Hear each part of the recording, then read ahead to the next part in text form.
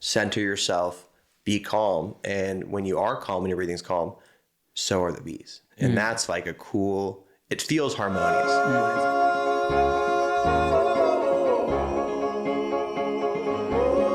Chasing in the park, dancing in the dark. Maybe you're right, maybe I was hard. You just gotta see it like the old white swan. Give me the Amazon.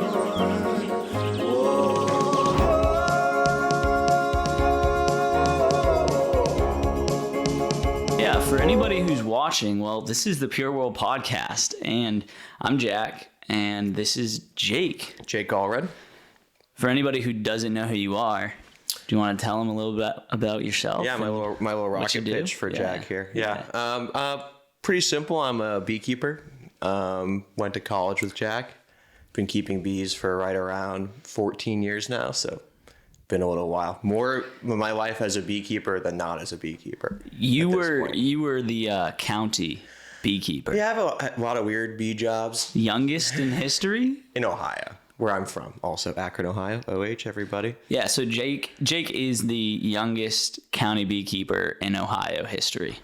And it's long, that's not a lie, that's true. What I was told when I became it at 16. That's pretty incredible, honestly. It was an interesting job. It was basically what you do as the county bee inspector is you go to all of the different beekeepers who live in, our case was Summit County. There's like 300 of them. And you basically go and check out their hives. And the big thing is for mitigating disease. Big issues in the beekeeping world right now are rapidly spreading diseases and mites. Just making our general bee stock weaker. So yeah, honeybees I'm talking about. Isn't there a colony collapse? Yeah, colony collapse is a little bit less understood. Yeah. We know that it exists, and that basically with colony collapse, there's not a lot of evidence of what happens. The bees just essentially just kind of disappear from the hive. I typically deal with more like actual diseases. Foul brood is a very common bee disease where I'm also keep bees, which is Colorado.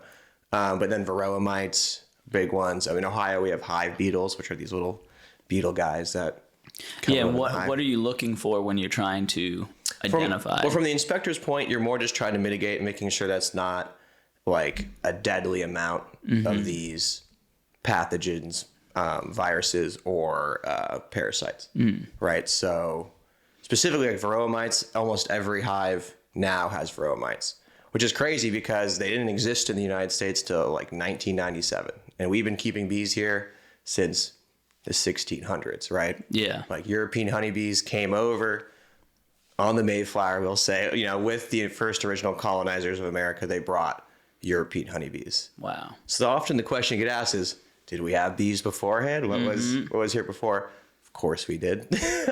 Not honeybees though, right? So the reason why honeybees have become so valuable to humans is that we've domesticated them and we get, this beautiful product, honey. It's antimicrobial, can treat all kinds of ailments, and literally has an infinite shelf life, never goes bad. That's crazy. That's awesome. Yeah. So obvious incentive to bring it to the new world, I guess you'd say. But in the process, especially in recent years with urban sprawl, farming, pesticides, herbicides, and to a degree having honeybees also, we're pushing out these native bees we have, which are bumblebees. Think honeybees, I think, are, smaller, whereas bumblebees like that big fuzzy one. Right. You've seen the big old, sometimes they'll burrow into sides of wood and stuff. And bumblebees don't produce honey. Nope. So that's kind of less of a commercial driving factor when we talk about the bees. Right. But what bumblebees did do is co-evolve with our native plants for hundreds of thousands of years. So they are perfectly adapted. In some cases, they'll even cut certain parts of certain flowers to make them bloom again. Like they have all these little tricks that, come from just, being around that native, plant life for so long. Bees are kind of like almost like a caretaker of like the ecology. I call them like a nice litmus test, right? So like the idea of a litmus test is like you use it to I think, test for acids. But the idea is like you can use the bees to kind of get indication of things that are going on. The canary in the coal mine. Right, in your local ecology. And for honeybees, they're great because they go up to 2 miles from the hive. So if something is bothering your bees, and you might think it's like a chemical or a pesticide or something, then you know that someone in your somewhat immediate vicinity is probably heavily spraying some sort of chemical that's not good for the bees, and then not good for everything else, you included. Yeah, well, not, the big thing is that most of our testing on pesticides and herbicides is done on humans. Like, we don't really care about the effect on bees or, the plants or the fish for that matter. All these other externalities that we don't really plan for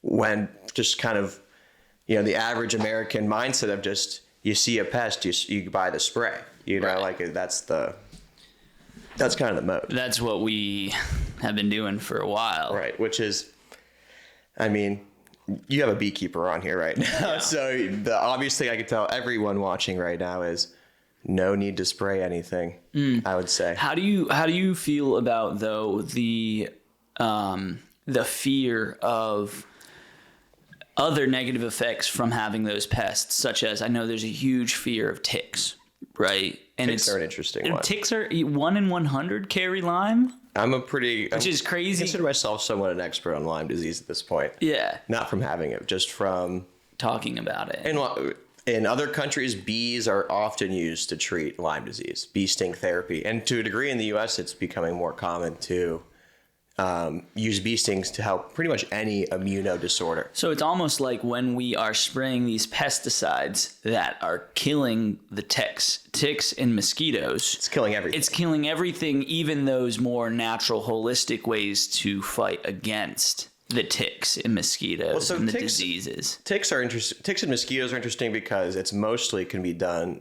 that problem can be solved through a lot just better human intervention. Like mosquitoes, the idea is you just don't leave standing bodies of water for them to reproduce in. Yeah. Because most of our standing bodies of water are human made. It's your wheelbarrows, filling up with rainwater, or your old pond in your back that's you don't do anything with. Dug. Right. Right. And then ticks are also kind of a similar thing where it's, instead of spraying for ticks, you can definitely plant certain plants that will, make ticks avoid you. And then, that's so brilliant. And then ticks will also, like if you spend time outside, maybe check yourself for ticks. Yeah. It's just the nature of the game. It's just the nature of the game, I am so used to having bugs crawl on me. Like people get pretty weirded out because I don't really react to anything. And I don't really react to ticks anymore either because I like to hike a lot. So you just get ticks all the time. I remember I got a tick from, we were having a picnic on a vineyard, and laying in the grass for a couple hours, and then I went to sleep after not taking a shower, and the next day I brush on my leg behind my knee was a tick that had been on for 24 hours. Yeah, that's the big one, right? If it's on for a long time. Lyme disease is no joke. There was I'm not saying there was a big red lump almost for like a year. They usually say the bullseye. Yeah. But I didn't take a shower after putting myself in jeopardy. So I think as long as you take the precautions, and then also I love the holistic, like plants in your yard.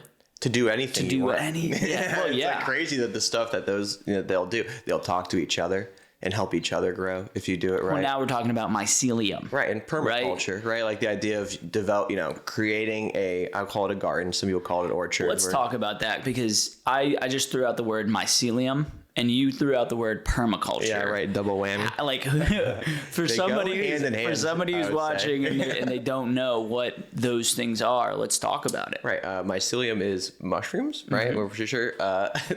Fungus, right? Which is a large composition of our soil, and they really help with exchanging nutrients, right? So between the plants and the soil and things that are dying, or decaying organic matter, mushrooms kind of help break all that down and then transfer it to each other, and then to plants. Plants are actually using the mushroom almost as like pathways to. Some say they're communicating. Some would say they're communicating. And for sure. if you talk to a beekeeper and they don't say they're communicating, maybe check that beekeeper Red a little flag. bit. Maybe check that beekeeper a little bit. Okay, all right. So that's mycelium and fungus and mushrooms. Right. That's their benefit. Right. And then permaculture is kind of on the similar idea where it kind of, a traditional American farming is all about maximizing yield, right? And usually planting the same exact thing over and over again and not generally considering the soil health. Oh, you're saying traditional American industrial farming. Right. Not great. Monoculture. How about that? Another buzzword. But yeah, like traditional where? That's the key kicker, because there have been traditional post 1900s America. Pretty much 90% of our food, which I would say contemporary. That's almost contemporary. Is grown. Farming. Yeah. Well, once we got the chemicals, once we got the technology to literally destroy everything else in the field besides the exact thing we wanted to plant. Right. Then you run into issues of soil health. Right. And so kind of on the idea of the mycelium who are in the soil, kind of creating that health, modern farming practices degrade that soil health. And permaculture is all about planting plants that help exchange nutrients to help rebuild soil health. And it is growing rapidly. Great documentary on Netflix about it. Kiss the Ground on Netflix. Kiss the Ground. It's mainstream. It's great. It's got narrated by Woody Harrelson. It's got Tom Brady, I guess. Right. Which, that was kind of an eye from Ohio. thing. From Ohio, not really my thing. But the idea, the concepts are brilliant, and it talks all about just how we messed everything up, but how there are hardworking people in the U.S. Department of Agriculture who are really trying to reach these farmers who are. I mean, it's not you who needs to fix your yard as much as it is what you should be fixing your yard too. Yeah. But it is the hundreds of acres of farmland that are being poorly managed that are really contributing to a lot of this pollinator loss, soil degradation. All these issues are compounding. And the bees are just an excellent, small microcosm of that world. Because the bees are really negatively impacted by monoculture. So we should all be trying to do our part, and we can talk about how each individual I got tips of land can do their part, but also it's those big land masses. It's those major farms It's business that, a business does control a lot of the land in the country. And I think it's a lot of the important land too, that is really being mismanaged. Right. Your yard, is mostly your house, or, it's not everyone has acres to call their own. Right. But yeah, if you're spraying pesticides and herbicides on your yard, or, I'm pretty anti green lawn, completely just having grass, I think is a little insane. Totally. There's plenty of alternative. You can just do grass and clover, and you have, half your yard's clover, and it's mixed in between. So it's grass plus clover. And the bees love it. Mowing's a little bit easier. You have to mow less with clover, and it just just helps. It's not, the world didn't look like just grass everywhere, And I get it, turf field. Yeah, it's like a golf course with the putting green. Right. Well, I get drawn back to, we were just in Boston the other day, and we were walking around Boston Common.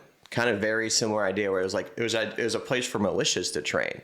And they probably weren't spraying for herbicides, but they definitely wanted it all to be grass. More. Good point. So I don't have anything against meadows. I fucking love meadows. Right. Adult podcast. Sorry. We might be swearing. But yeah, meadows are so beautiful in how they can maintain soil health, look fantastic, and save the homeowner so much time and energy in not having to mow. Right. And the bees love it. Yeah. It's kind of a win-win-win-win for everyone. I know. Ticks and dogs, you kind of worry a little bit. Dogs don't care though. Yeah. I think if you don't have a physical utility that you need a lawn where your kids are playing soccer, but even playing soccer, and they need a little. You could still have hybrid grass clover. Is what I'm saying. So even bare minimum, you could probably do some sort of mixture. Just have a little bit of.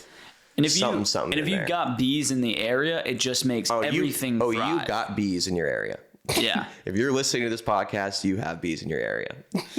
But not enough.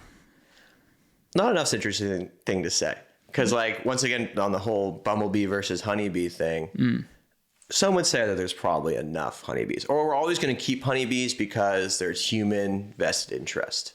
It's harder to keep honeybees than it was 100 years ago, probably. But people are still going to do it and make a living doing it. So I'm not too worried about European honeybees. I'm more worried about bumblebees, which are like, native bees. And the decline in the bumblebee will definitely result in the decline of certain flowers, probably, that can only be pollinated by bumblebees. And there's certain species of bumblebee that have already, gone extinct or are functionally extinct with just a few hundred members. Who should be the ones who kind of steward the bumblebee? Are we talking towns? Like local government? Local governments are definitely the best spot, I think, for the average person to get involved. Like trying to create some sort of local incentive. I love, I'm a big carrot guy, not as much the stick, so incentivizing maybe not having a green lawn or, perfect grass lawn, or incentivizing not spraying for pesticides, and then also incentivizing for, controlling for mosquitoes, managing your standing water sources, and maybe planting those tick plants. We could be all working together towards the same common goal without having to punish people for having the green lawns. Because I don't think that's the answer. I think it's more just showing them a better way, right? Because there is a better way. Yeah, I think that's brilliant. It's funny. Recently, my family has been having run-ins with the local animal control because taking our dogs to big fields without leashes. And they're great, but the animal control definitely doesn't like it. And animal control came and they gave us we got your license plate. Here's a ticket. Here's your fine. But animal control is kind of like a group in a local government, right? That their responsibility is to kind of, well, it sounds bad, but control the animals. Right. There could be a counterpart for the ecology. That's interesting. Like ecological control. And their department is in charge of making sure people aren't doing, well, again, with the carrot, maybe trying to create incentive programs and to facilitate that. I'm also, education's critical. And starting education I think the best people to do it is amongst children, right? So the idea is you start giving your kids lessons on, in your local elementary schools, lessons on how to maintain their ecology. You give them the seeds they need. They go and do activities where they are actively becoming stewards of the environment. And once again, because my dream is to one day do that with bees to a degree, where you have kids coming and learn about the hives, but there's so much more than just bees. And I like to use the bees as an entryway to kind of in this whole talk about our local ecology, your immediate environment, because it's easy to talk about the melting ice caps or something, fires in California when you're not there.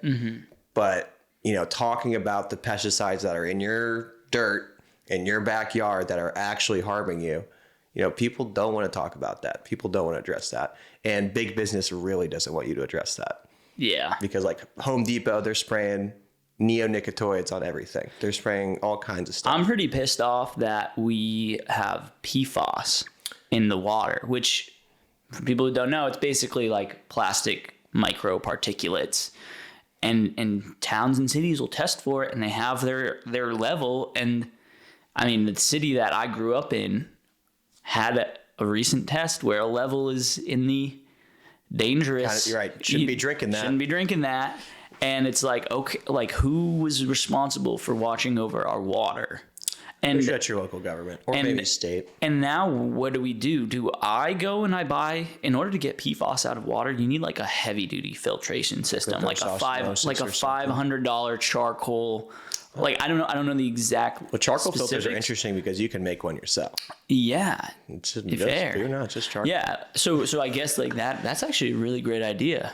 My other side project is one day living in a mud hut in the woods by myself. So the water talk has always been a big one. I'm pretty sure charcoal filters are not that hard to make.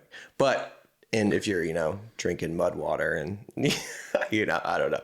Mud water. I am not going to be living on the traditional grid, as you call it, because of a lot of those issues. I feel like, like the utility issue, how we get our electricity in most cities, not that great, not sustainable, I would say. So, but those things cost money and like time, you got to put your time in on the grid to get off the grid. That's how unless you're born off it, it's pretty hard to learn the skills. I got one, beekeeping, and maybe some personal skills to get people to do the rest for me. But yeah, I think having a community of people who everybody's in their own vertical, everybody can contribute. Someone should really drop a comment below if you and your friends have thought about starting a commune, because I'm just kind of doing a quick poll here amongst pure world consumers. I think it's something that people who go to college definitely have the conversation with their friends. They're talked to a lot of people about it from different colleges, from different groups of kids, and it's like, you guys are thinking about doing that too. How many? I thought we were special. Yeah, how many people are thinking about starting communes? Right. But I think there is something hugely beneficial to being in a community where everybody's doing their part and everyone has similar unique values. skills, and then having unique skills, which then like. If you're living with me for years, you're going to probably learn some practical beekeeping knowledge. For sure. And vice versa. Like if you're a good woodworker, I'd hope to learn, Right. Someone's going to be building the right. And I sheds am and houses. Not that great at building. So yeah. So do you plan on like building your own house? Like, how is that? What if you got the property? If you got the land, what are your the question first is moves? where right now? Like where do you want to be? I'm pretty, I have this weird, I'm definitely counterculture to the whole van life thing where I don't really want to be moving around all the time. I'm really excited to settle down in like a 10 square mile area. Not that I own all that land, but like that's like my range, and having everything kind of there. Hiking's important for you too? Yeah, just being outside is important. I love being outside. Yeah, you talk about like abutting a park or like a national piece of land. National forest is definitely the ideal. Right. I spend a lot of time in national forests. Just you don't have to pay for them all the time. You kind of park wherever, and they're just a lot less crowded than our national parks. Right. So if you're looking for a good time to camp, definitely try a nearby national forest, because they always just have free spots all the time. But I like That's a really good piece of advice. I want to be near some trails so I can, if I want to leave my house, I'll just like hike out kind of vibe. Yeah. Yeah. What would be your advice for somebody who wants to go on like a heavy duty hiking or backpacking trip? That's interesting. What would my advice be? Bring friends. I think it's usually easier. Don't worry about going fast. I think a big mistake when I bring people is you always have one or two hot shots. You think they should just run to the front. And I do most of my backpacking in Colorado, where you're doing insane amounts of vertical climb. And I'm going like 2 miles an hour. I'm like a snail. But the key is just to not stop, right? You just have to keep going. And I think it's very therapeutic, very meditative for me. I do pretty well with disassociating. So it's like kind of not connecting your brain you're disconnecting your brain from your body. Like you let your mind do whatever, and your body just becomes numb to walking for like 10 hours. What about your pack? What are you packing? I'm pretty light. Some people like to bring a lot of grapple. I always bring a book that I don't read and a harmonica I don't play. Those are my two big Just in case, my big luxury items. Someday you'll meet some other people on the trail with a ukulele. Yeah, exactly. With the harmonica out. Just plan for the weather. Yeah, I think it always brings. It's easier if you can bring someone who's done it before. I think it's like there's a trend now in the backpacking world where it's like show your first backpacking trip to like what you're doing now and like what your gear was and how you. My friend Michael, his first backpacking trip, he brought a like 10-pound cast iron skillet and a massive French press for coffee, just in like a school backpack, right? And that's what's cool about it, backpacking, because it is entry level in that regard. Like I don't spend a lot of money on gear. Like I have like $100 backpack, and that was like the extent of these overalls.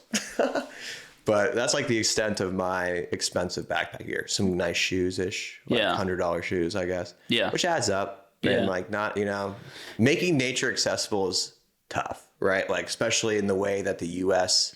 exists as a... I was thinking getting to it. Right, yeah. Like, you're either in the metropolis and you so a lot of times don't have a car or transport out of the metropolis to like really go and spend weeks out in nature. It's not as easy. Or you're like in this hyper rural situation where you're kind of in a whole different ballgame where maybe you're not ever backpacking. Instead, you're just always ATVing or, I like going slow. I like, you can really... It's the slowest. You're not running. Right. You don't run. Which we have a friend who is a great, excellent person to put on the podcast one day. Chris St. Jean, if you're listening. Runner. Yeah. Ultra marathoner. 50 mile, 100 miles. He posted his stats, and I think it was something like he did 300,000 feet of vert this year. Oh, my God. Some insane number. Which to me, that's when you break it down by day on average. Well, he ran, I think, every single day. Right. And some of those days were 50 mile, 100 mile days. I remember he was training for the ultra and he was like, I have to run like an average of 20 miles a day or something crazy. Couldn't be me. Where it's like, that's a marathon. That's basically a marathon. I like to walk slow and not be afraid to stay an extra day and like not go anywhere that day when backpacking. Right. Well, then you get caught up about like food. Yeah, that's all I always bring less food than I need, I feel like usually. It's okay to be a little hungry out there. I like being hungry in the woods. I think being hungry it makes is you kind of like you get a little cranky. But I have other means of helping with the crankiness. Right. Jack knows. But I think the concept of being hungry is valuable. I think that not a lot of... From an entrepreneurship podcast standpoint, I would say the show's all about hunger. Yeah. It's all about... Which is funny because I don't have the drive entrepreneurship-wise, but I do have the drive when I'm out there in the woods by myself, just like walking for miles and miles.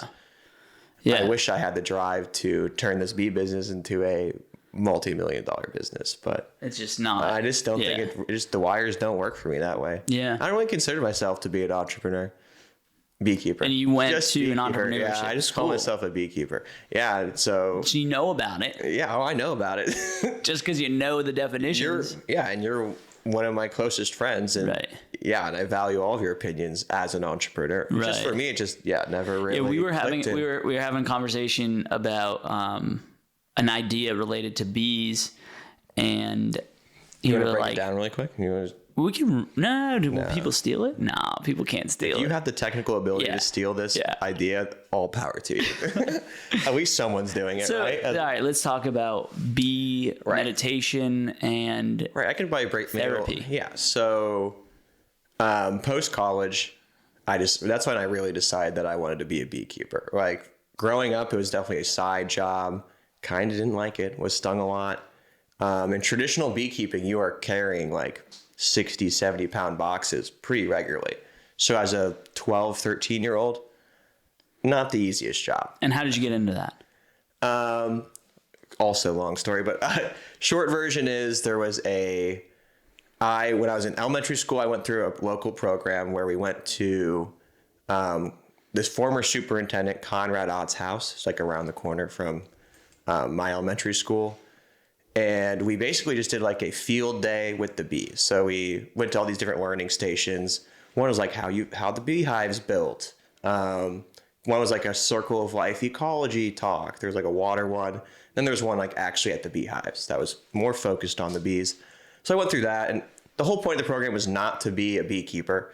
It was to kind of foster that curiosity about your natural environment and how you have a better understanding of the whole system that these bees are fitting into.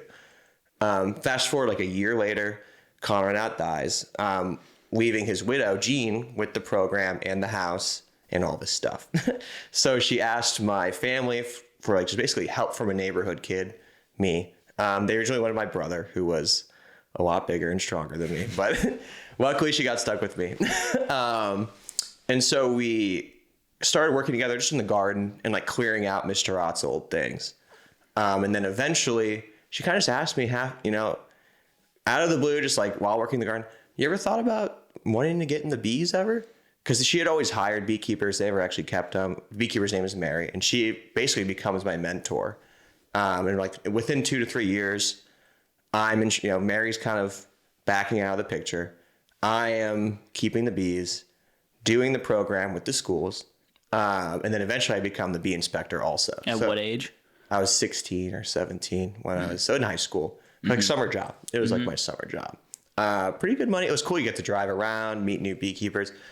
Beekeepers are a unique group. Most of them are fairly old and usually men is the big one. Like it's like 60-plus-year-old men typically. But you meet so many very interesting, cool people. They almost always have chickens too. Just like, they're usually rural living type people. But it was always a job and not really like, I don't think I really ever thought of the bees as being as special. Maybe just because I was so young when it was always just work. But when I went to college, I kind of fostered that, I stepped away from the bees for a second. And that was always huge for me. I took like 2 years off, a year or two, I think a summer off technically from no bees, for the first time in like 8 or 9 years. And you got plummeted into a crazy environment and community in Boston. Yeah. Well, at Babson, it was definitely... we weren't a beekeeper at Babson. You were. It wasn't like there was not really an outlet for. I mean, what there was bee club-ish. Oh yeah. On adjoining campuses. So Olin. Yeah. Had over at the engineering school they had it, but not at the business school. Business school was business. And and I think separating from it and then seeing everyone else's kind of approach to how their future is going to be, like, I don't think I'm cut out to. Well, then I also got an internship eventually in college, and like I'm not cut out to be in a cubicle, right? And I don't think I'm cut out to even be working from home on fake moving my mouse all the time, right? I just like being outside and being with the bees. And, well, I just like, and now it's to the point where I just like they're. I don't, they keep me more than I keep them. It seems like, like they are my coworkers and friends. Yeah. And I talk to, and I talk to when I'm in there. It's, and I didn't do that when I was a kid. Like I wasn't really, when I was a kid, it was like, shit, like, ow, like me getting stung. Now it's like, always like, oh, I'm sorry. Like, oh, didn't mean to. Yeah. But so fast forwarding then, so college is like when I graduate, I decided I'm going to be a beekeeper. So I'm only applying to bee jobs. Eventually end up landing on this ranch in Colorado, Knapp Ranch. And that's where I kind of get propelled in this whole new unique world of beekeeping, which is like Slovenian beekeeping. Quick things on Slovenia. Slovenia is considered to be the bee friendliest country in the world. Honeybee friendly. That's their native bee is the Carniolan honeybee. It's something I think like 1 in 200 Slovenians are beekeepers. Which is compared to the U.S. is probably like 1 in 10,000 in the U.S. Right? So a lot more of a culture around just having bees closer to you, or like your neighbor's a beekeeper, or someone is probably a beekeeper. Like bees are on their coins. Wow! And they have this very special type of hive that they pretty much only use in Slovenia called the Slovenian Auger hive. And the big difference, like the American beehive was built for enterprise. It was built to have a lot of hives and get a lot of honey. Whereas the Slovenian hive is definitely built more with the bees' comfort in mind. The American hive can be unlimited size. You can just keep stacking boxes forever, technically. The Slovenian's always fixed, 2 or 3 levels for a whole colony of bees, 60,000 bees. So it's a completely different philosophy when it comes to bees. Right. Yeah, I have some examples also. So like we call the 3 major castes of bees. We have like workers, female bees, drones, male bees, and then a queen, who is one female bee who has been given extra amounts of this special substance, royal jelly, and she basically is genetic heart of the colony. She lays all the eggs. The Slovenians call them mothers, daughters, and fathers in their language when they talk about these castes. So just kind of like, think of that as like a cultural difference and how that reflects your society. That like calling these insects, which most people hear like, wow, they run, or like, it's going to sting me, where to being like, these are our mothers and daughters and fathers, like they are more of like it's like a family familial type relationship with the bees. Right. So going off that is, and they also with these hives is because they're fixed inside, and you open them like a cabinet. They're actually kept in like houses. So you have all your hives, and they go out through like the wall. Imagine like they're in the wall of the house. So the entrance is facing the outside, so they go in and out the outside. But the beekeeper works on the inside. So they'll pull out the frames, check the bees and all that. And that house itself is in those communities an excellent resource. So they'll have them on schools, and if a kid's acting up in class, they will send them in the bee house for a half hour to calm down. I remember us talking about right, that. Right, because both the buzzing is supposed to help, and then also the respiration. There's hundreds of thousands of bees in there typically. It's multiple hives, all breathing at once, and that's supposed to affect asthma. And for me, it's always just thinking like, wow, this is an entire society. Like I'm looking at an insect society, and that is so, it makes me feel small, which I like. I like to be humbled every once in a while, being like, wow, they know more than me probably through the sum of their parts, which is kind of a crazy, hive mind beekeeper thought. Right. The hive mind is crazy because the organism isn't the bee. The organism is the hive. Right. I would compare it to like cells in a body sometimes, where like every bee has like their own function, and they communicate with pretty fluidly with each other, but they don't really bother each other to like know what's right or wrong. They just do what's right all the time, kind of. And there's a great book, Honeybee Democracy, where it talks about the superorganism and how really fair it is, and because most people think the queen is the one who is like calling the shots, you do this, you do that. The queen is really kind of like a, baby maker. They just they feed her and take care of her, but she doesn't actually make the decisions. It's really a very democratic process. Through communication, they actually vote for different things to go on inside the hive. Like if they're going to swarm and leave, they all have to kind of be in agreement that they're going to swarm and leave. I think that we could take a lot of those lessons in our society, right? In some ways, right. So there's this idea of it's like the common good, right? And then there's also like radical uniformity, right? Because the bees are incredibly uniform. They're all, which we're not. No, which is great, right? Like it's cool that we have. We have a lot of individualism, right, in society. That's the direction that we're going. Yeah, and that's individualism, and that's enabled very cool, creative things. Creativity, right? And for sure. I mean, some would say watching a swarm of bees fly in the sun, all 50,000 or 40,000 together, looks like art. Looks like moving, living art because it's glistening in the sun. They call it God's glitter. Is another name for honeybees I've heard before. But then you also have this idea, the hive mind isn't always. I don't think it'd be super fun to be a worker honeybee. Right. You live you live 2 months. And you don't sleep. You work nonstop because I think, and a lot of beekeepers put it it's just such fulfilling work. And I think, and nowadays we have a big issue of fulfillment.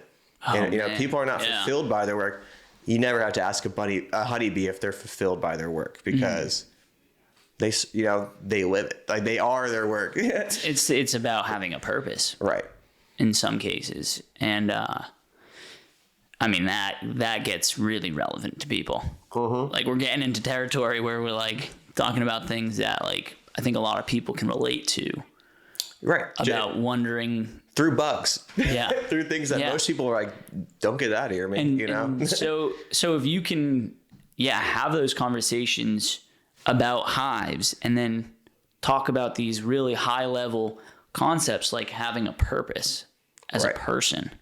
And learning from the hive about purpose the importance of having community. A purpose. That's the other thing. Community, radical community, which is So we talked about communes already, but the idea of it doesn't have to be super uniform community, but it should be collaborative, right, and not destructive, right? Honeybees are rarely destructive, right? You get one sting on a baby, something, and people will be like, "That's right. That's a negative." Aspect about bees, and it's very upfront in front of them. Well, and it hurts. Right. I mean, it doesn't feel great being Right. stung. Right. To the point where people are like, we got to keep these bees away from our kids. Right. When it's actually, we should get our kids closer to the bees. Right. We should be getting our kids stung by the bees probably, because that's a better booster shot than most things. Better than your multivitamin. Probably better than your multivitamin, at least, because it's supposed to really help with that immune system. And in Europe, it's commonplace for... I imagine an old German man waking up every morning and going out to his garden that he specially plants to attract his bees, picks one off it, and stings his knee that has really bad arthritis or something like that. And that's his, lifelong treatment. And I'm sure he's like, 94 or whatever, and it's real. That's real. Really cool. I think that when we think about bees, those are immediate negative externalities, I guess. But then here they are. And that's why I really should like in other places, it's not a big deal, even if you are allergic, because like the U.S. has the whole thing with the EpiPen. Right. Make sure they're not listening. Because the idea of like the EpiPen being $800 is like why people are scared of being stung by bees, because they're scared of but if you normalize this idea of like you have medical treatment, and if you are one of the 1 in 100 people who go into phalanxis, like you will be treated. Right. But in the U.S., that's not really that's not how we look at our healthcare. Right. Sorry, I'm hitting a lot of subjects here. Yeah, that is the honeybee healthcare thing is a big one. I think it's like it's a lot more in Europe where they're using, and even Canada, where they're using bee-based treatments that a lot of times can be done in your backyard. Yeah. I think a concept that's really interesting to me about bees is that the benefits are far more than what I think the average everyday person believes. I think the average everyday person believes that we need to have enough honeybees to make enough honey for our tea. But that's the wrong thinking, because I think the honey is a fraction of the amount of benefits. It's not even the coolest bee product. It's not even. It's like they make some cooler stuff than that even. Yeah. So it's this concept of like bees have so many verticals of value. Right. That honey is just one of them. Right. Honey is just. It's also ancient. Right. Honey is like one of the first things that humans figured out as like a constant food source. 10,000 years ago is like when we started looking up in trees and stealing honey. And then it evolves to like the Egyptians eventually keeping them in clay pots. And that's why we have bees nowadays that are so incredibly gentle. So that's the other thing with the whole stinging thing is my bees are sweethearts. They are not going to go. They're not out in the world looking to sting you. They are too busy bringing back resources for the hive. Right. So in addition to honey, what are the other benefits that keeping bees could provide to somebody? Somebody's thinking to themselves, hey, I've got a space that I could keep bees. Why would I? In addition, you don't even get honey in the first year. I usually say don't keep bees to get honey. Most expensive honey you'll ever have. Right. I started some hives back home in Akron this year. And I got first year you almost get no honey. You usually get no honey, but I had a few frames I could pull some. So I got like 4 jars. And I jokingly gave some to my sister saying this is the most expensive jar of honey you'll ever have. Because if you break up how much I paid for all these bees and these 4 jars I got this year, like you're having a $1,000 jar of honey. Enjoy. But otherwise it's for the average person, we're talking like, $500-$600. If you do it right, $500 or $600 financial commitment. But the advantages are your neighbors usually love it. And I've noticed people being like, wow, my apple trees have apples for the first time in years. Yeah. Because you have bees, 40 feet from them. So it's reasonably that the bees were doing that. It's hard. I didn't watch them do it. Right. I didn't tag them, make sure they're doing that. They do whatever they want. I think they're just overall good for your local ecology. It's very low maintenance. It's not like people imagine. Like it's not like a pet where you have to feed it every day. Or the bees really just take care of themselves. Your job as the beekeeper is really just to enable that they're healthy, and that their population is controlled to a degree. Not that you are limiting their population. You just basically need to increase the size of their home. So like as the colony gets bigger, you have to make the hive bigger, right? And that's really the fundamentals of beekeeping. It's just keep giving them more space, and they'll keep filling to expand the space. But yeah, so you get, obviously honey is like the big, everyone does it for the honey. The other great byproduct that most beekeepers are stuck with, I would say, is beeswax, which can be used as a great base for lotions and soaps, but also can be used for like candles, obviously. We've been using wax, as long as we've been using honey, tens of thousands of years, because it has great properties for like sealing things and stuff like that. And also you can make art with it. Some of our oldest painting methods are pigments mixed with beeswax. Then you make streaks on, whatever, canvas or whatever. Yeah. So those are the two. Honey and beeswax are the big one. We talked about the stings themselves. Right. We talked about kind of the bee house type situation.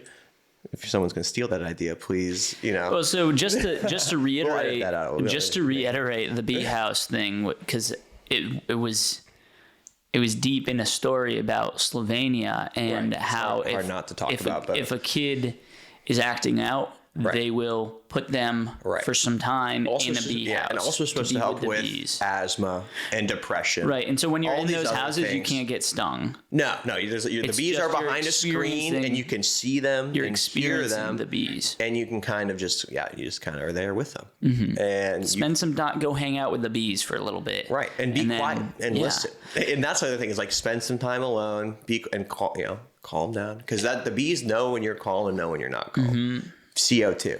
They're really good about they can smell 50 times better than a dog. So when you're breathing, they know you're breathing, right? And that's how in some cases, that's how they know to sting. Like imagine like a bear's breaking into a hive, that thing is breathing a ton. And that's how they know sting for the face. But as the beekeeper, it's a great opportunity to like center yourself, be calm. And when you are calm and your breathing's calm, so are the bees. And that's like it feels harmonious when it's all working out. When no bees are stinging, because it's so cute. My hands will be sweating, and they'll come and lick the sweat off my hands. They're like getting nutrients off me. Right. And they can recognize faces, people say, so they know I'm there, and they know my hands for sure. So keeping bee is the gateway to keeping chickens. Okay, fair enough. Yeah, okay. Maybe starting a commune or hopefully building your own house. But I'm going to say keeping chickens. A lot of beekeepers also have chickens. I don't have chickens, but I've kept chickens. Yeah. I hear chickens can be messy. They can be a handful. There's some cool things you can do if you have like certain like wax moths or other pests in your beehive. You can send your chickens out into your bee yard, and they will go in, because some of those pests reproduce in the soil right underneath the hive. So the chickens will come in and like eat the larvae and stuff like that. And the chickens kind of help clear out some of the stuff that you don't want to deal with. Like anything that's gross that you get as a beekeeper, you can kind of just feed to your chickens. You can start to build a harmonious system. Right. And if your soil's right, your plants are right, next thing you know, you have like your little Garden of Eden. Yeah. And ideally, it's like you don't have, once you plant it, the dream is once your bees are established, you never have to reestablish, right? The idea is they can almost stay. Every bee in the hive, so workers live around like 2 months. A queen can live like up to 3 years typically, if they're a good queen. But a colony is essentially immortal if you take care of it right. Like no individual bee will be there forever, but they'll keep reproducing, making more queens. So cool. And they have a collective memory too. So there is this idea of like this colony memory also. So it's a very cool thought to have this. So cool. It's a society in your backyard. And they're leaders of the ecological community. Like we talk about. They are workhorses of the ecological. Right. Like if we wanted to go terraform a planet, you'd probably bring a few bees, some honeybees with you. What are your tips for taking a normal everyday yard piece of property and improving that ecological system? My usual one is avoid grass. So I love clover, wildflower, whatever you think You can find seeds for very cheap online. Local seeds from the local. Ideally, you find some native plant. Do some research native plants to my county or my city or whatever. That's ideal. I think it's not terrible to have some other plants that are not necessarily native. I think having a varietal of foliage to me is ideal. Because bees like diversity of flower. Honeybees are great generalists, so because they go 2 miles out, they will go to, like, say clover's blooming this time of year, they'll pretty much only go to clover. That if it's like the most blooming flower, they're gonna hit that one a ton. Whereas bumblebees, they have some of their radius are like a football field, is as far as they go their whole life. And so they will go to every single flower. And so having that diversity means that they're not going to get outcompeted by the honeybees, right? If you just had one type of plant, in theory, the honeybees might come in and just like raid it all before the bumblebees can get to it. But if you have a diverse, and ideally you want things blooming year round. So there's some neat tools online to have you want to schedule when you have to think about when things are going to bloom. Yeah. My big tip for gardening is always just try it out. It's usually pretty cheap to buy some seeds and just kind of throw them and see what happens. If it doesn't work out, try again. Learn from your mistakes, but don't be afraid to make them, especially when planting things. No harm, no foul when you're planting. I think, even if you planted like this beautiful bush that lasted 20 years, plant another one. That's the beauty of plants is they're a lot easier to kind of remake, reproduce. And right. Personally, I get nervous that if I get like a house plant, I'm nervous I'm gonna mess up and kill it. You don't buy a house plant, you buy a pot that you put plants in. Yeah. I think is if the plant dies, just put a new plant in it, and eventually you'll get it. It's not rocket science. Right. So I like varietals. I like not green lawns. The other big one for bee friendliness is obviously avoiding the sprays, avoiding the Roundup. The weed thing is interesting. I don't think weeds are that bad. Some people really, hate them. Right. And I think if it's in your vegetable garden, a little bit different, but in your yard, I don't know, just mow them, I guess. Don't really worry about spraying things because that's kind of the kiss of death for a lot of bees. Because what happens typically is they're bringing very small particulates of that poison back to the hive. Right. And it's getting in the honey. It's getting in the nectar. It's kind of getting all, and then they're feeding it to the baby bees. And over time, it's supposed to really affect their nervous systems and development. And people say one of the leading causes to that mystery illness colony collapse. It's like pesticides are one section of that, along with monocropping and all these other, different things that are all contributing to this one problem. Yeah, so you mentioned monocropping, and we talked a little bit about how these corporations, these factory farms. Right. And monocropping in America is incredibly reliant on honeybees. So think about all of our orchards, like almond crops in California, or I think cherries somewhere out there. There's beekeepers in this country who just essentially put hundreds of hives on trucks and they do a circuit. So they'll go to all these different orchards and park for like a couple weeks, let the bees, pollinate all these plants, bring the nectar. So they get the honey and then they're getting paid by the farmers to pollinate. The problem with this whole system is that the bees are being moved all the time, which honeybee colonies are not meant to be moved all the time. And that's really accelerating like disease spread, pest spread amongst bee colonies. Because your bees that are brought in from maybe Georgia are now hanging out with these bees from California. And, that's a lot of country that would normally take years for that disease to traverse.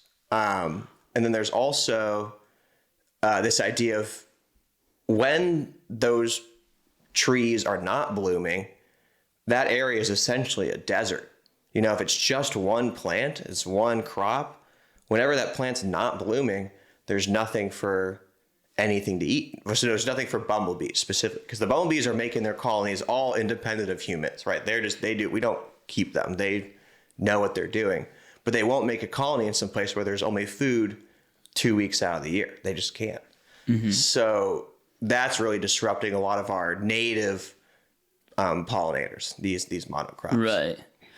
Right. So the solution to a monoculture, I think it's monoculture. You would be what is the solution to that? You got to mix it up. Variety. Yeah, I mean, organic farm. Like, the farming practices existed hundreds of years ago. It's not like that we didn't know how to farm before. What's this term for that style of farming? Is it permaculture? Permaculture is usually put with orcharding. Permaculture orchard is what I've always heard. Same idea, though. Permaculture relies on perennials, right? The idea is that things will keep coming back every year. Whereas traditional farming is usually annuals, right? Things that only grow, they put the seed in the ground, it grows, you harvest, and then there's nothing left afterwards, right? But perennials is like, I plant this, cut it down, take what the food I have. Like an orchard. Right, and then it'll come back the next year. Yeah. And permaculture is pretty cool because it relies on, like, it has to do with, you have trees that are then shading shrubs that then shade these smaller ones. And then some of them are fixing nitrogen that helps the other plants grow. Mm-hmm. They're all, you plant it so that they're sharing nutrients with the idea that eventually, no additives to the soil are needed. And in fact, it's like regenerating the soil. By the time you're done with it, you're leaving the soil immensely more healthy than when you got it. And that, that's great for bees. That's great for everyone, having healthy dirt. Well, it's not dirt anymore. It's soil. On that note, I think we should take a little break. Yeah, I may get ready for after hours, Yeah. All right. Well, yeah. Enjoy these messages. If you guys want to support the Pure World podcast, you can shop our sustainably sourced adventure gear at pureworldshop.com. We've got really awesome hemp backpacks and boho side bags and crossbody purses and wallets. We even have a Baja hoodie that's made out of recycled fabrics made in Mexico with some really, really awesome partners over there. So if you want to support the podcast, go and check out our gear and find something that you love. All right, let's get back into it. That was awesome. That was cool. I mean, that was a good plug. I'm still trying to perfect the plug. Jinx. Yeah. I just get as a beekeeper, you're always getting, can I have bees? Like, will you do them for me for free? It's like, that's not how the plug works. You know what I mean? Right. I think, not that I don't want to show you how to keep bees. If you are watching this podcast right now, DM #Jake Allread. And I could probably walk you through pretty easily kind of some first steps, some books to read at least. Nice. And I don't know, you got my contact. Yeah. Via Instagram. Yeah. Nothing else right now. Yeah, I mean, you might have 20,000 people reaching out to you. Yeah, you know, maybe. like, how big I'm always just scared of getting too big for my britches, I guess. You know what I mean? Like, I love the bees so much. And for me not to be able to spend like 1 hour every 2 weeks at least with each of my hives feels like I am letting them down. Right. So if you want to spend 1 hour every 2 weeks, I mean, you can only ever have 80 hives, supposedly. So if you're doing it like that. But, there's workarounds. There's like finding very talented, smart, young people maybe watching this podcast who are interested in trying something that's not necessarily the traditional, I don't know. Don't become a beekeeper to be an influencer. There, I said it. You become a beekeeper to help the bees, right? Like, that's why I want to do it. To show people that there is this wonderful, like, piece of the environment that is so intrinsically close to humans. Like, we have been domesticating bees. We're still domesticating bees for the past 10,000 years. So we're closer to them than we are, like, I think it was right in between chickens and cows. We domesticated honeybees. So it's like they're important, just like the rest are, into this whole puzzle of figuring out how we're going to sustainably feed 9 billion people, or how many people are, It's growing every day, I would say. Not by a lot. But in different places. I'm not worried about it. People are very I don't want to have kids because there's too many people. I don't think we're that far yet. Population. I mean, I think people have excuses for a lot of things. And I think they just need to acknowledge that they are excuses. Like, for example, I'm not going to have kids because XYZ. Right. I'm not I going to just don't have want kids. because I don't want fucking kids. Right. No, And that's a good enough answer. I don't think I'll ever be in the position to support kids. That's my big. And that's fine, I think. I think it's a personal decision. Obviously, it's definitely a personal decision. Yeah. And we're here at Nick and Michelle's place, and they just recently brought up like, oh, we are considering having kids. Right. If you could get a house tour of this place, I would say It's beautiful. it's Yeah, a great shout place out to to grow Nick up. and I Michelle. can't imagine growing up here I know. and being like, wow, I have this beautiful backyard. I have 2 dogs and a beautiful cat, home. and Yeah, these the kick-ass pets are parents who amazing. are absolute chillers. Yeah. Right. I don't know. Just Yeah. I can't imagine coming to Michelle as my mom for problems. Right. Yeah. I mean, we don't need to give them context. We do can give him some context. Give him some context. Yeah. I mean, so I met Jack at Babson College. Mm-hmm. Big Babson fans. Go Beavs. Roll Beef. And before I even went to Babson, I shadowed Michelle. She was kind of what led me to go there. And I did not turn out like most of the people who went there. No. And Michelle isn't like most of the people who went there. So it's like interesting that the reason why I went there is because of her, because I thought maybe there'd be more people like her, but I found people like you, and I think we cultivated who we are based like because it was formative years a little bit. Definitely.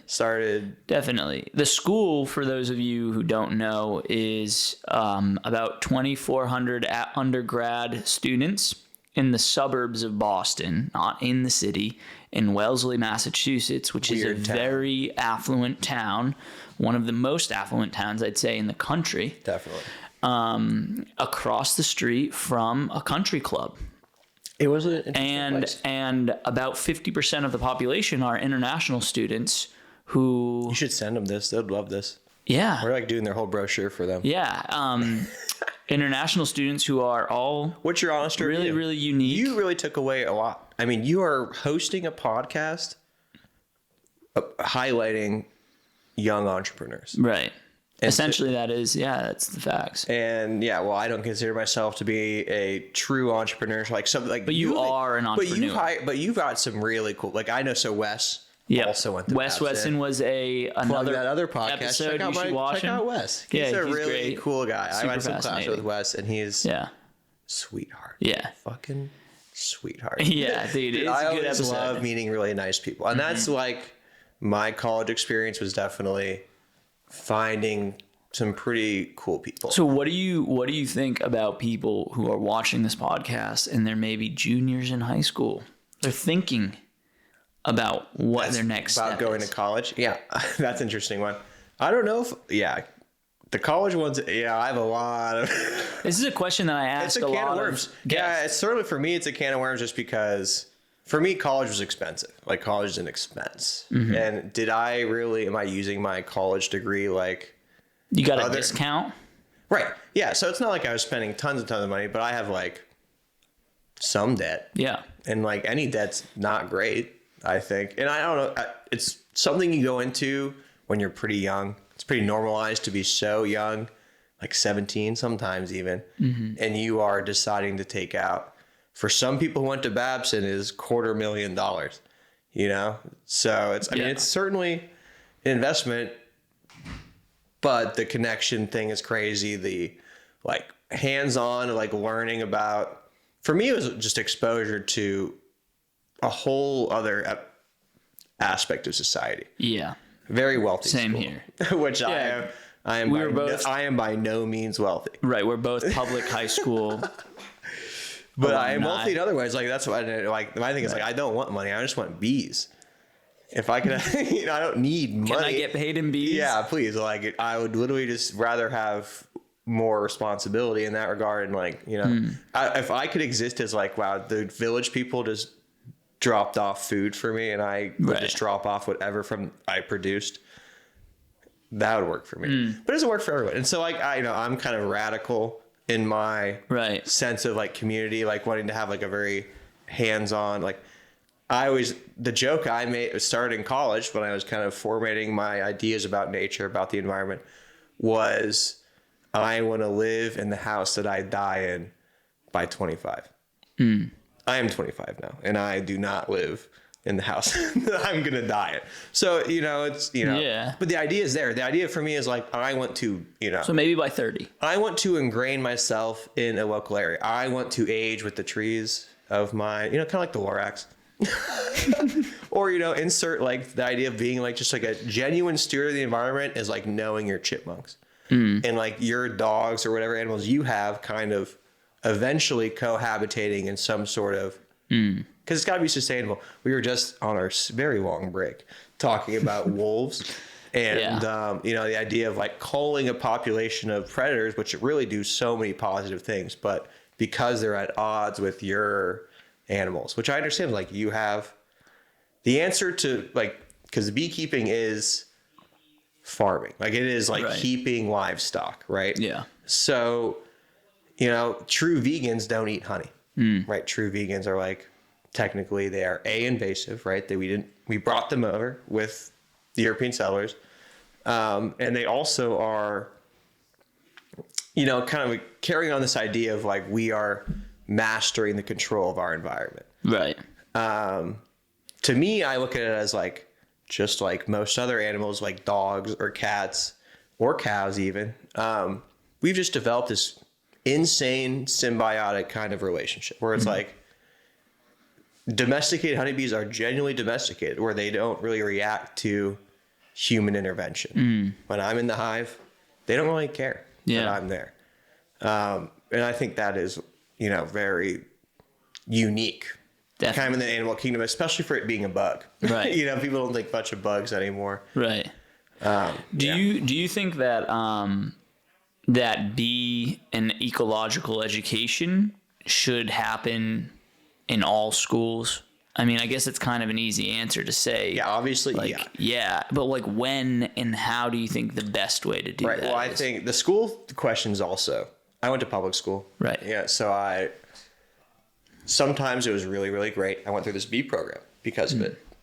Other times, not so great. I mean, you see the funding issues. You see all the issues of... In Akron, it was unique because there was a lot of white flight in Akron. So most of our public schools kind of, like a lot of the wealth, white people, vacated the city. Right. And now they're kind of on the outskirts. Or Suburbs. Or they send their kids to private school. Right. Catholic school. So the funding's not really there. And I've, from being in this bee program for so long, I've talked to so many educators and they're just so exhausted. Right. Across the board, just a slew of issues from parental involvement to funding to just feeling like they are like actually doing one of the most important jobs in our society, and which being undervalued. It is literally like the most important job in our society. It's making sure that these kids know what they're doing. And I think the pandemic is going to exasperate. It's We've hard. been neglecting. It was just crazy to talk at all. Post pandemic, you're like, oh my God, there is actually an education crisis. You can't look at the U.S. today and not see that there are thousands of kids who are years behind now. It's really interesting because we're talking about it as we have just exited our education. I literally graduated. Well, a lot of people who are listening are probably still in the schools right now. So what is the message? What, like we're talking to them. My message would be, make the most of it. Learn in other ways. If you don't feel satisfied by your schooling experience, which to be honest, even at Babson, didn't always feel, and I was paying to be there, didn't feel satisfied. And I wasn't COVID. I just didn't feel satisfied. I was learning in the classroom. So I went out and met people and did things. And for me, a lot of it was nature. Like I really just fell in love with ecology. Yeah. Which is so funny going to a business school and, developing this whole love of nature and the idea of kind of not liking money very much. Sometimes I see them at odds with each other. Yeah. Like financial investment in the world and protecting the world sometimes don't always go. Profits aren't always best for everybody. Right. But can you imagine if it worked out all together symbiotically? Right. And that's why I've always respected what you did. Right. Like building this brand that, focused on this idea of sustainability and cultivating the environment of sustainability. Whether or not every bag is completely whatever, like like whatever process you can look at any. You can pull any process and be like, what's the glue on the patches? Here's this. Every single honey you're buying probably has pesticides on it, right? There's no honey you are buying that doesn't have probably some sort of man-made chemical in it, because those bees cannot be controlled. Right. They're just going 2 miles out, which if you're in the state to own every 2 mile, your entire 2 mile radius, then good luck. All power to you. But most beekeepers who are fantastic people doing everything they can to protect the bees can't control the X factor of greater society. All this other stuff going on. Bringing it back to those students and the message, like our advice. I think my advice for a student who's going through the educational experience, my advice is to find something that you're passionate about. And it brings it back to well, what if I don't know what I'm passionate about? And how do I get to a position where I'm ready to find my passion? I think it starts with your body. So be passionate about your body and your health. Health is always important. Then we talked a lot about health in this. I feel like, for sure. You can use bees to talk about health. Yeah.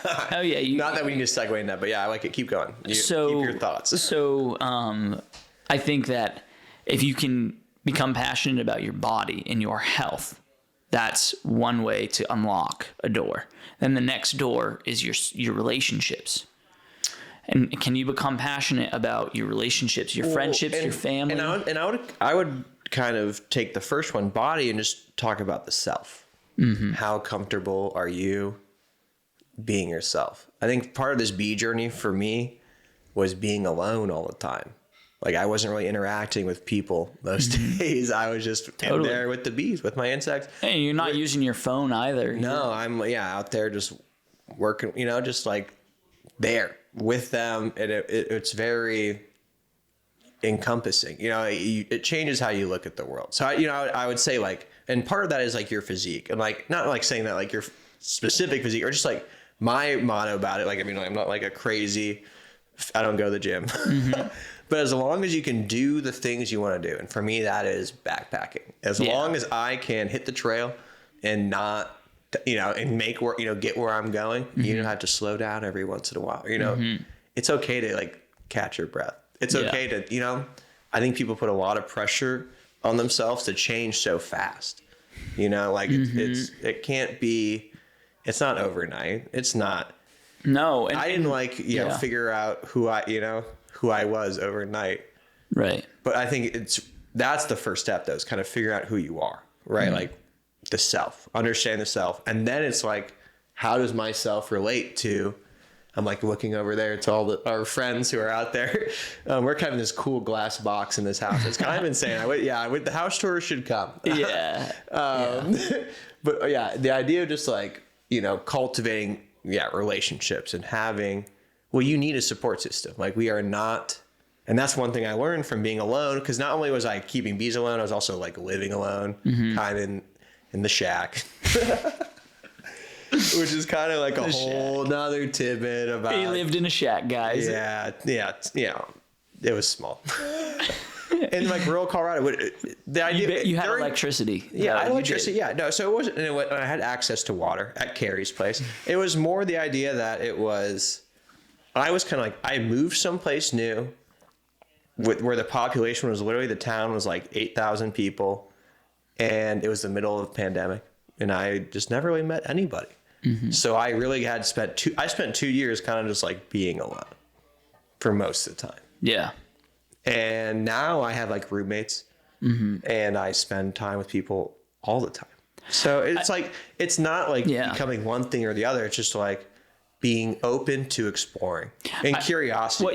Being openness is so important. What to you me, were that's saying, like a great skill to have. Figuring out yourself, and then figuring out how yourself fits in society, or in your community, or in the system in a broad a way. lot better because the system is, beyond. It's beyond your it's beyond everything. the shopkeeper down the street. It's the trees in your Right. And it's also all about who you want to be, right? Because there is desire, and I've been thinking a lot about desire. How do you? Right. Yeah, I mean, you're not super ambitious in part terms of me. So I'm in split two ways. Part of me wants to be a hermit who lives in the woods for the rest of his life, right? So like I said, same 10 square mile, not really making waves in the world by any means, but probably very happy. And another part of me wants to pursue this whole, bee education type system where I could actually affect change in the world. Do you want to change the world, or do you want to, be really happy? Yeah, and are you by changing the world, you are sacrificing probably your happiness. You are making sacrifices for the greater good. And I think it's relative to the president of the United States. If you really want to be the president of the United States, you probably shouldn't. The guy who doesn't want to be the president of the United States because he knows that job is terrible. Well, they always say that about George Washington. Right. Yeah. Never wanted to be president, right? Yeah. And so I love this idea of I don't want to do the thing that I know I have to do. And that's where I'm kind of at, is because it's I have right now, the knowledge. Right. Which is I have all this bank of not only the knowledge, but the idea of that I could translate it to a meaningful way, I think, to people sometimes. Right. I would hope that that comes across this way in this podcast. Right, for sure. It's not just the ramblings of a insane hermit beekeeper man, and more just wow, that guy maybe has some okay ideas that that maybe we can digest. Yeah. And that's my big thing is just being digestible. Sometimes I think I can be very that guy's a crazy person. You know what I mean?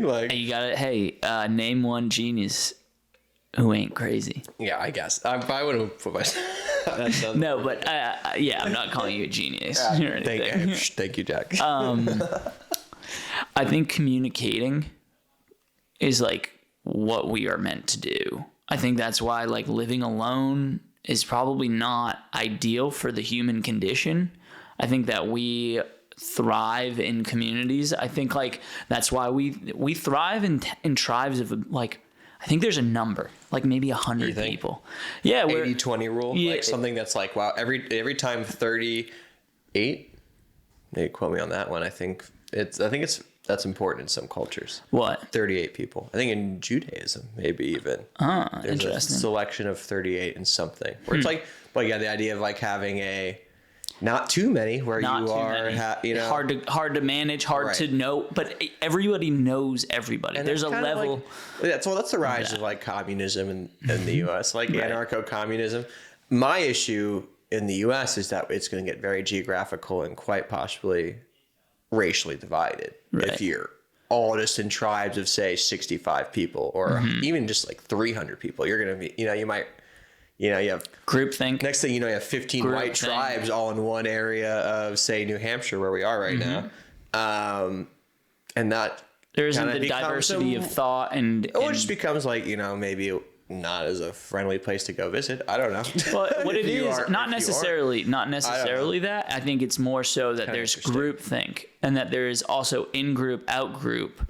Well, that's why I think it's important about going off and spending some time alone and being okay being alone, because then you can really kind of differentiate between the groupthink and the your thing, which is arguably the only one that really matters. And that's what I would agree with that. I consider to be pretty individual. I'm definitely an individual who does not want to necessarily follow the cut path. I think because I'm just sick and tired of the white picket fence and which I think I heard on one of your podcasts. Shout out to whoever said that. Someone talking about a white picket fence and not being, the cookie cutter mold of American success. And for the kids watching at home, for you, your biggest barrier usually when I was your age, your parents, right? Your idea of who are the authority figures in my life and what do they think of me?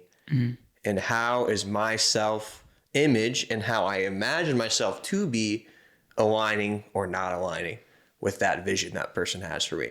Most people, it's their parents, right? And like, you don't want to disappoint your parents. I have disappointed my parents. Yeah. My mom has just like recently been saying all the time, shout out to my mom, absolute sweetheart. Everyone who talks about my mom says she's the most, but she had expectations for me. Right. I was always, they called me the smart kid of us three.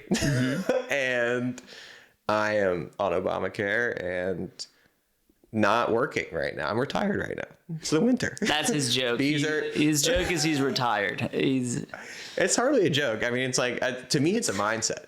Yeah. I'm trying to change how people look at work. Right. The idea of if you find something, you the love relationship doing, with work. you don't work in a day of your life. That's kind of part of it. And for me, it's like the bees just own me. Right. It's like not even work anymore. It's like, I would almost do it. Don't tell Nap Ranch this, but I would do it for free. Right. If they really need someone to look after them because they're my responsibility. And that's you the have idea. Purpose. Yeah, so taking care of living things will give you purpose. Yeah, I think. Especially when there's a shit ton of them. Yeah. Well, yeah, I think if you have that purpose and you're working towards that purpose, or just like taking those steps. Purpose is just so interesting because yeah. I just don't think everyone's going to find purpose in that. In the same way I found purpose, right? I think it's right. How that looks to everybody is going to be so, so different. And that's okay. That's right? part of the experience of growing up and learning about the world and your place in the world. And that's I think before you really worry about literally what anyone else does is like, do you really think about yourself that much in a neutral way? Right. Not hyping yourself up, not talking shit about yourself, just like saying, this is kind of like what I'm about. And I know that now. Right. And that comes with time. That comes with experiences. And it comes with just being open. It's like letting things come to you and letting things leave you. Because you can't take it all with you. You can't just absorb everything all the time and say I'm going to have 100% total absolute control, right, ownership, right, of everything, every thought that comes my way. It's more about developing who you are and how you deal with those thoughts and life. And we're all learning. We learn every single day. So, we're always improving. So my challenge to most people watching this one, once again, Jake's issued a lot of challenges this. I feel like maybe. Go and spend some time alone. Like, I know the pandemic's like, wow, I spent so much time alone during the pandemic. I'm saying go spend some time alone in nature. Truly alone. Without your phone. Or without any type of, just go walk around and be with your thoughts. And look at the trees. And breathe in the air. And just exist for a little bit. Because we got a lot of time. Yeah. Especially, you kind of are a young brand. So most people who are listening to this probably, you got a lot of time. I keep thinking I'm going to die in 10 years. So time's running short for me. 10 years sounds like a long time to me. Yeah, well, it's better than no time, right? And so just you got to let it go.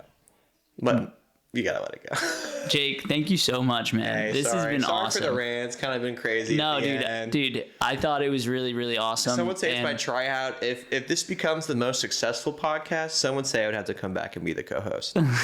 He has been the co-host. We were the presidents of the radio club in college, so. And some would say maybe I'm kind of the X factor. So.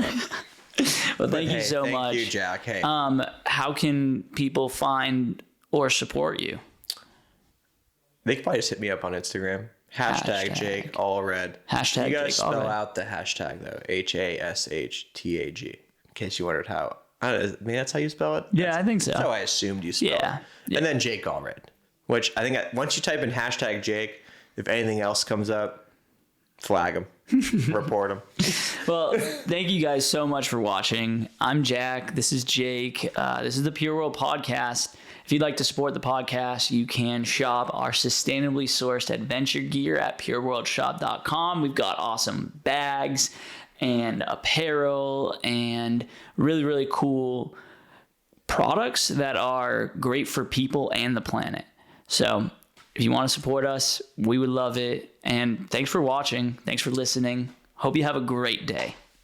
Thanks for sticking around for Pure World After Hours, where we are going to dig into some deep